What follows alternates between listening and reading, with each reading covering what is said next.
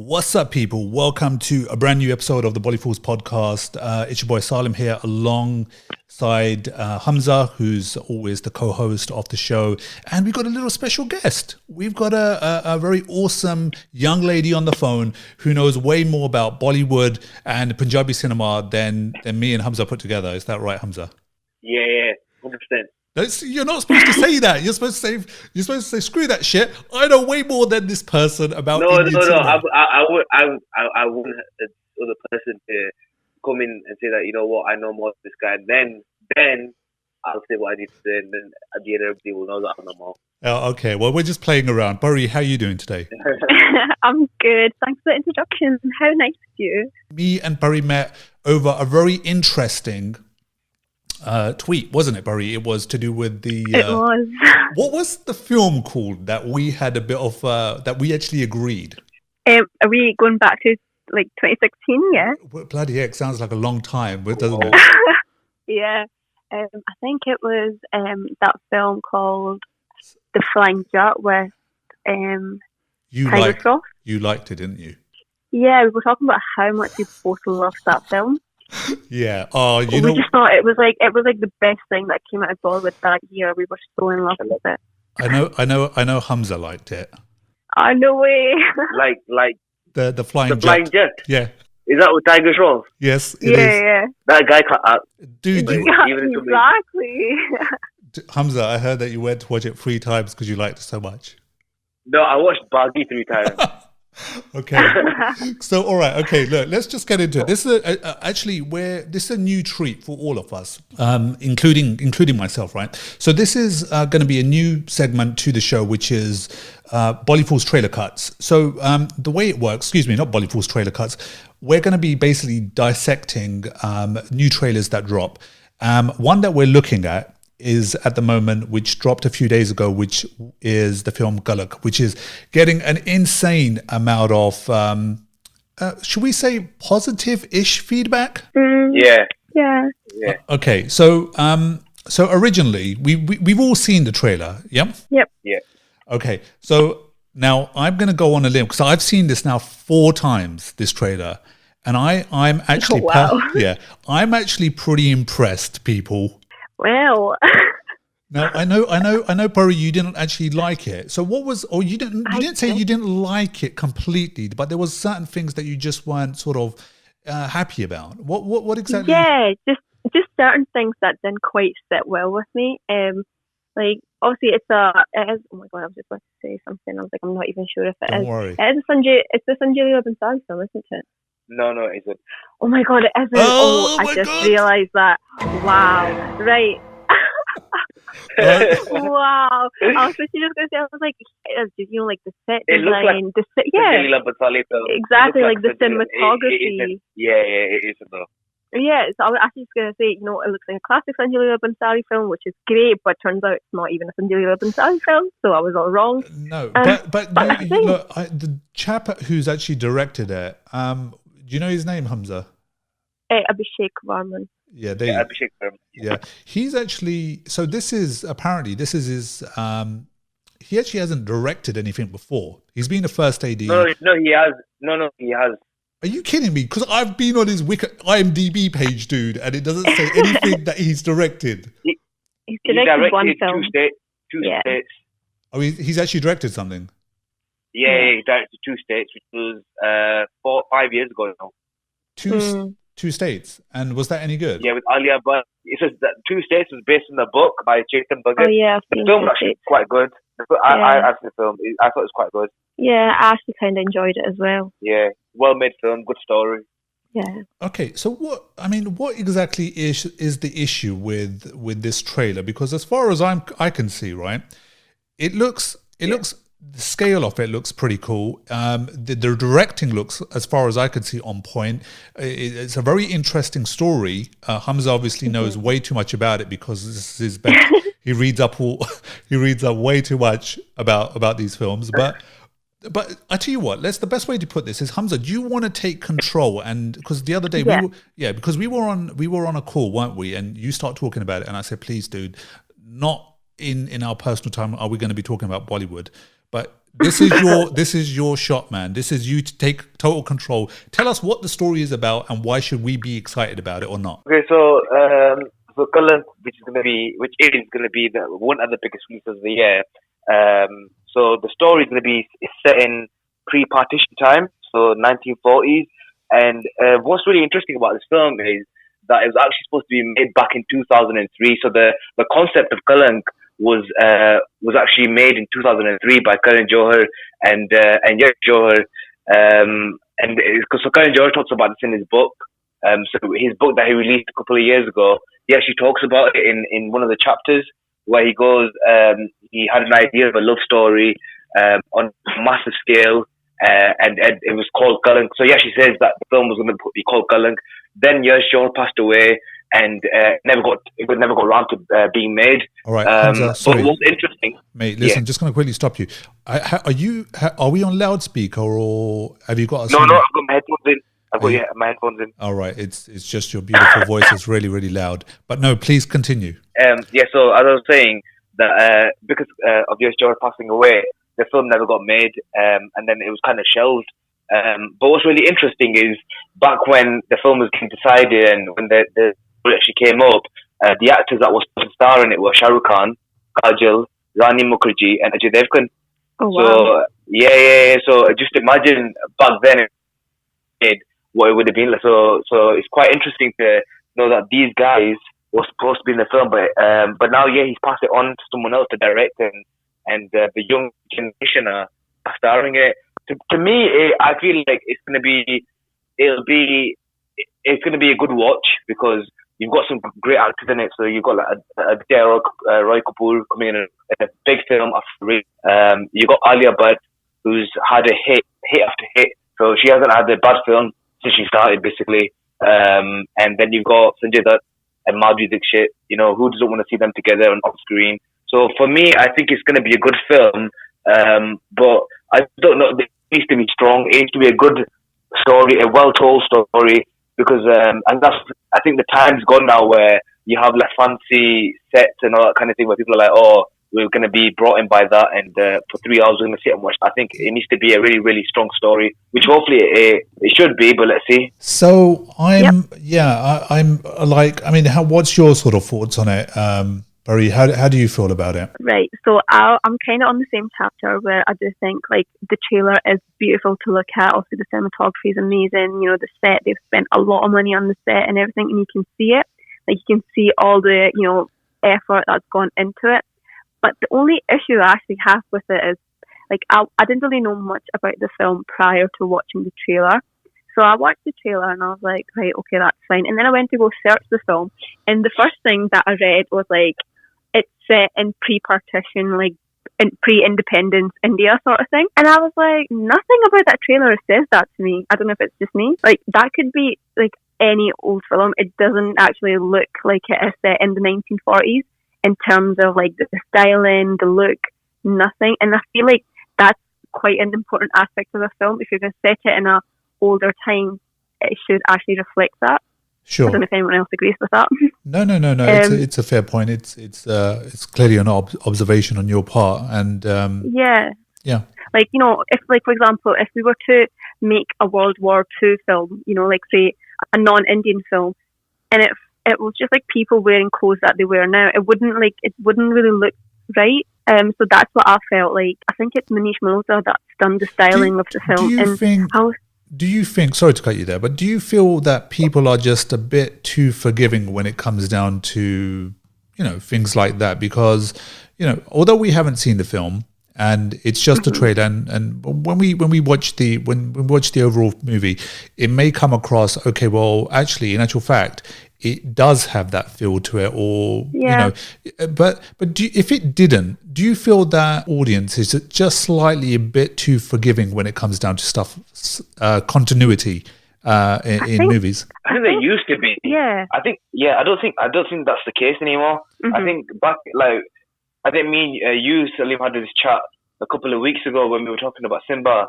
But I think back in the 90s, people were a lot more forgiving because for them it was like, we're paying our money and we're just going to entertainment. But now I think when people go to the cinema, if they do see mistakes, they do talk about it and they do find it funny. And I think people.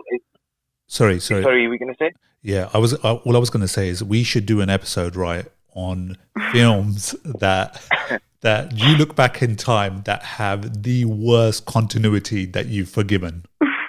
When it comes, there's so many films I can name. You'd be here all day. Yeah, sorry. There's so many films. All right, go on, Hamza. So sorry, go on. Do you want to carry on? No. So I'm saying that. I think people back in the day were a lot more forgiving. I don't think that's the case anymore. I think people go to the cinema. Obviously, they want entertainment, but then they also want some kind of logic to the film. Mm-hmm. And I think that's a big thing that's come from international cinema, because in a lot of Hollywood films, I don't feel I see those kind of mistakes where there's no continuity or that kind of thing going on there. So I think people watch those and they think, why can't our films be like that? And that's why they're not that forgiving anymore as they used to be. Yeah, I think with people being obviously more exposed to cinema from all around the world, maybe not just Hollywood, you do compare, because I know I do. Ever since I've kind of I started exploring other cinema in other countries and stuff, and I was like, when I go back to Bollywood, I'm just like, they have so much money, so many resources, and they still they're not producing the kind of stuff that they can. And I think it's just a bit sad sometimes. So for me, something like the styling is really important, because it adds an extra element to the film. So if it is if you're making it a period drama set in 1945, it needs to reflect that. And the trailer just didn't do that for me at all. Do you feel that it feels like slightly earlier? So, I don't think, it kind of sort of like a Mughal Azam sort of story, or maybe just, I don't know, a fantasy more than something that actually happened. If it wasn't for the train scene, because obviously we know how significant train scenes are for partition sort of films.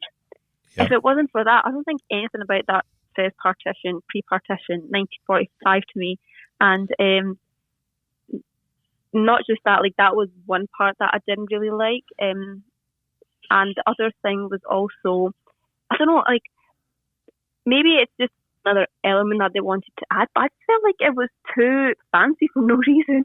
Okay, no, that's pretty cool. We're actually gonna, sorry, go on, Hamza, what are you saying? I was going to say, because you said it's too fancy, but that's a typical Karan Johar film, isn't it? It has to be fancy, it has to be over the top, it has to be something on the lines of so much glamour that people are like, oh wow, how did they make that dress, where did they get it from? The set needs to look so amazing. People are just watching. It's got to stand out, basically. To me, it looked like I was watching. First of all, before I lose my subscriber base, the little that I have, I just want to echo this. I still did like this. I still think that when it comes down to the scale of it, when it came down to some of the set pieces, and I know, okay, well, that's all great, Salim, but is that good enough? We want a complete whole movie.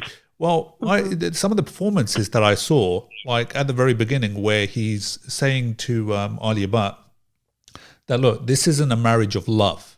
This is whatever. This is convenience. Unfortunately, we've been tied up together, but this isn't about love, right? And do you know what? I felt that performance. It was almost as if I thought, damn, man, he delivered that line pretty good. So So as I was saying, so overall, the performances in the movie, they look pretty damn good, man. I feel that it was. Aditya Roy Kapoor definitely stands out for me, and I think it's the same for everyone. From the reactions that I've been seeing online, I think everyone kind of agrees that Aditya Roy Kapoor literally makes the trailer.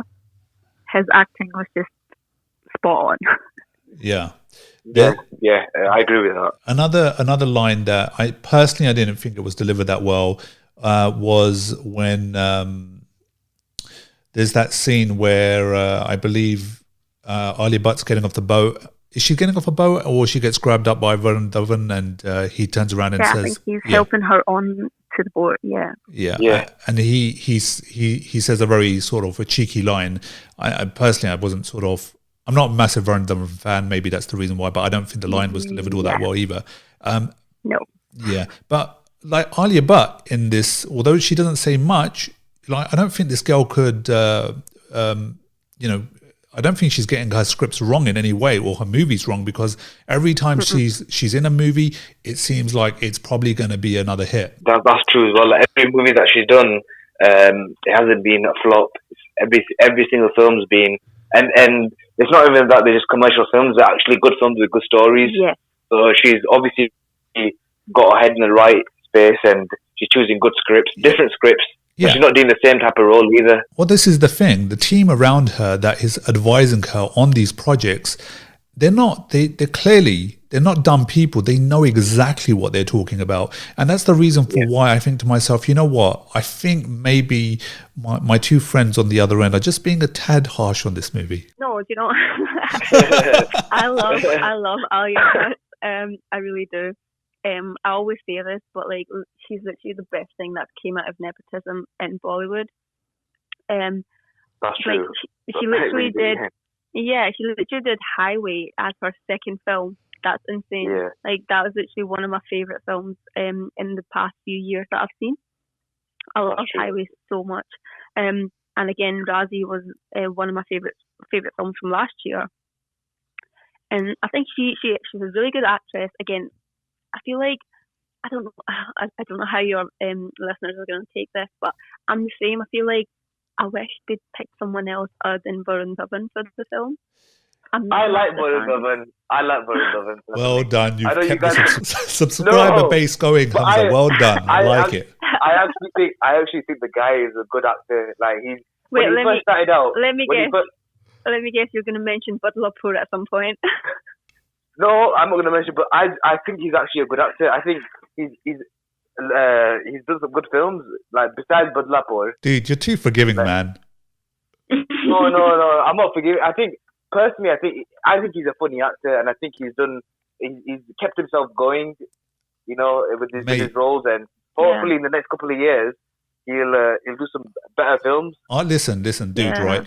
Anyone could do funny in Bollywood. I'm telling you this now. Mm-hmm. Like anyone could. But a lot of directors, when people say that to them, that anybody could do funny, because people say why there's so much comedy, or why there's such less comedy, and then the directors go, it's quite hard, and then people go to them, but anybody can do comedy, and they go, no, comedy is the hardest genre to do. Listen, because you're trying to make people laugh. I feel like Varun actually has an advantage because he's literally David Dhawan's son. David Dhawan literally has made like some of the best comedy films in Bollywood. Yeah, that's true. Like going off the point of Kalank, they're remaking Coolie #1 with the Varun Dhawan in the lead role. Is it his dad that's making it? Yeah. See, there you go, man. See, like that. Honestly, Hamza, this should be a roasting show for you, right? Because look, if you could turn around and look, hands up, right? The reason why our show is called BollyFools is because we don't know shit all about what we do. Actually, the old school stuff we do know, and when it comes down to films, directing, producing, all of that stuff, we get it, we understand it, we consume so much worldwide cinema as well. But when it comes down to Bollywood, we want to be more educated on that, and obviously that's why I got you on the show, Hamza, because you know like an insane amount. But even you've got to admit that like what Varun Dhawan film has really truly, what film is there that you've seen his performance and you think to yourself, holy man, that performance friggin' heck, like that is really Badlapur. Now I've mentioned Badlapur. Yeah. Really? No, literally, I've seen Badlapur, and I think a lot of people were impressed, and so was I. But I don't really know. I don't know how to say this, but you know how I think he's got like a certain way he speaks in like real life, and I feel like he can't get away from that when he's acting. Do you know what I mean? So every time I watch this in a film, I'm like, that's Varun Dhawan instead of the actor or the character. That's very interesting. So you're saying that okay, I get what you're saying. Yeah, I don't actually know how to kind of like put it, but that's what I mean. Like, I don't know what it is. Something about his voice. I feel like certain characters, he just doesn't suit the role. Like, for example, like you said in that trailer, when he was saying something about like, I'm not trying to read in the car or whatever. It just didn't like kind of. No, it didn't. It wasn't delivered right. The way it should have. Yeah, no.